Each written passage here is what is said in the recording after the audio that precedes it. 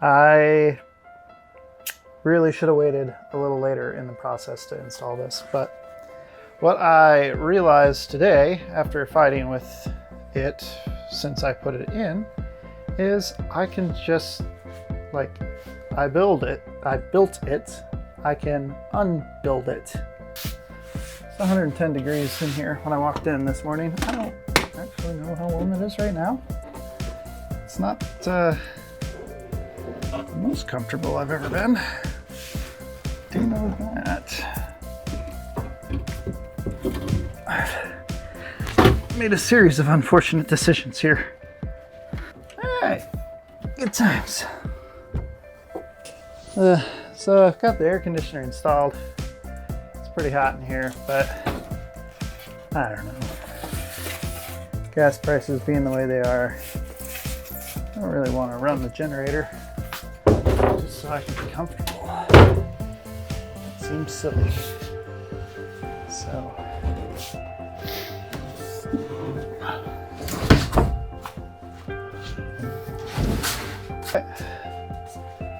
that's full access into here. I started cutting in the propane tank yesterday. Not propane tank, man. Propane water heater yesterday.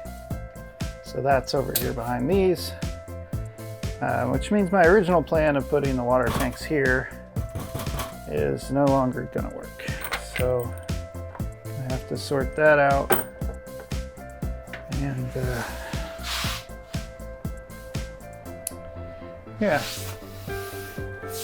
we have 9 days to get this all straightened out and ready to go. So I could really use a nap.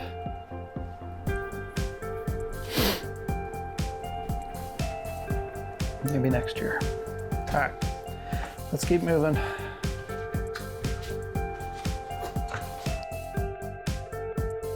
Back at the bus yet again. And last time we were here, we worked on getting the water heater in. Took a bit of cutting, not my favorite, but it's in there. I still have to support it from below and actually plumb to it, but it's physically there, and that's a good start. We also ran our PEX tubing. So this is where everything comes in from the fill dish. It's gonna hit a monstrosity of chaos, and then it'll fill 2 tanks, which we will hopefully install today, and then runs across here, cold supply to the whatever, the water heater, and then we've got our hot and cold supplies over to the shower location.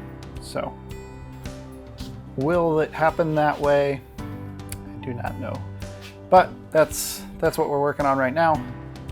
And we're also going to be putting in the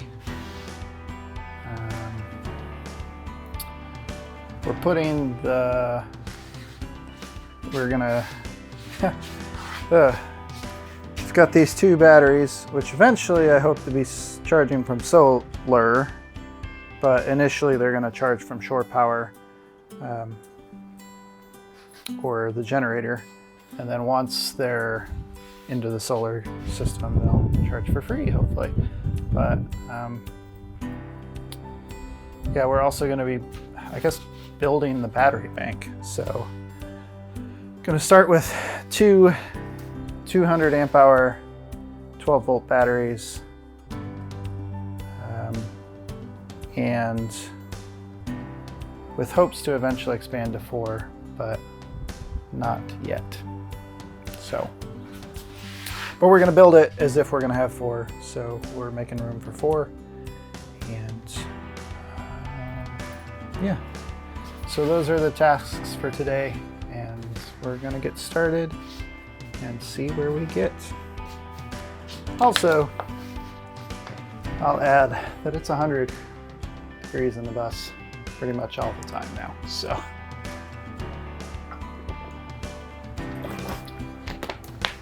if you've not been with us from the beginning, one of the things we're doing is for the first 1,000 subscribers, we're actually going to donate $1 each to an organization called Charity Water. And that organization is focused on bringing clean, safe drinking water to the 770 million people around the world who don't have access to it. Doesn't cost you a penny. You subscribe to our channel, we give $1 on your behalf. When we hit 1,000 and get to the point where we're able to monetize the channel, for the next year from that point, we're going to give all of the monetization to that organization as well. So all you do is click subscribe, like right now. Seriously, right now. And once you've hit subscribe, just keep coming back and watching the videos if you want to. And if not, you know, that's fine too. But yeah, you'll make a difference. And the hope is to together make an even bigger difference by kind of leveraging the YouTube platform to do something good with all that ad revenue that they're making. That's the hope. We'll see. I'll be back. Gotta cut another piece of wood here.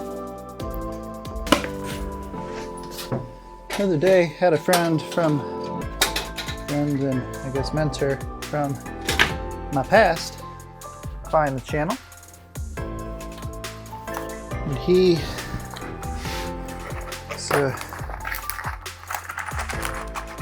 got a YouTube channel of his own.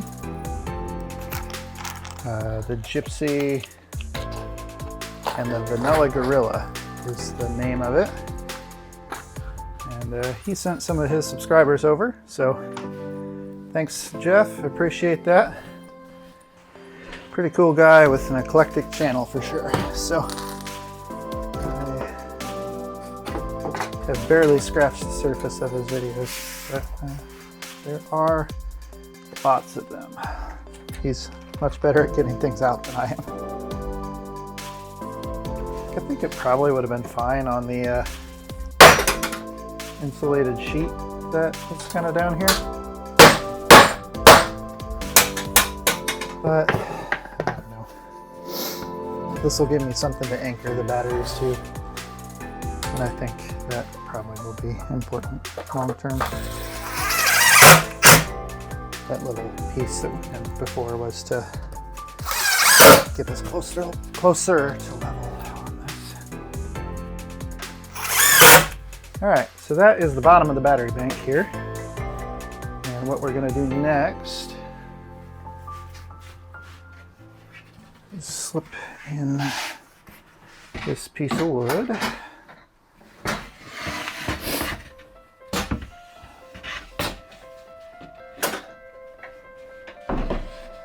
So glad I took the bed frame, the top bed frame out.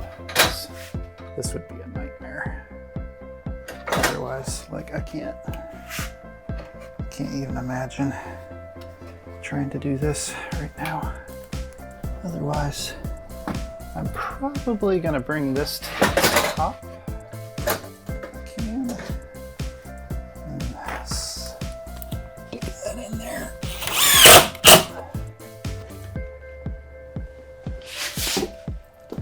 Are these the best batteries in the world? Probably not. Are these the best batteries I could afford? Yeah, that's probably the case. But they can't go far this way. So now I'll have to figure out a way to contain them side to side. But for now, I think we're gonna maybe move on to the next step here. Big power inverter, 3,000 watts, as it says. Technically right now, so I'm gonna set it in there for now, just so it's out of the way. And then we are going to pull out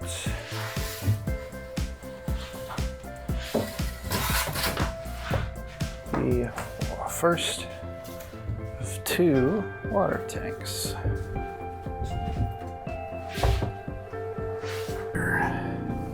Piece of wood. It's only expensive if I didn't already have it. My original plan was for this to be way more of a storage bay, like accessible, like underbed storage. I will still be able to do some of that, but unfortunately,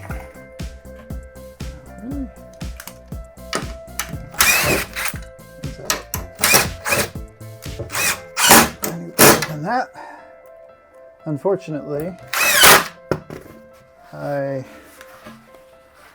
really hadn't made any consideration or planning or provision for the location of the water heater. So I was going to do, 2 water tanks on the passenger side of the bus originally. But the water tank, turns out stacking water tanks involves building frames, so that wasn't really going to work very well. And then my second plan was 1 tank each side, so tank far to the passenger, a tank far to the driver's side. But then I put the water heater in and didn't really pay attention to its height. And short version, I can't get the water tanks under it now. So we've had to kind of adjust this plan a little bit. It does mean I'll have a little bit more deep storage on these sides. Well, not on this side. No, never mind. There's not a lot of places to store things yet. I'd like to someday get some underbus compartments. This bus did not come with any, but I have water tanks to put under the bus too, so that may not be feasible. Hey, it's been a minute.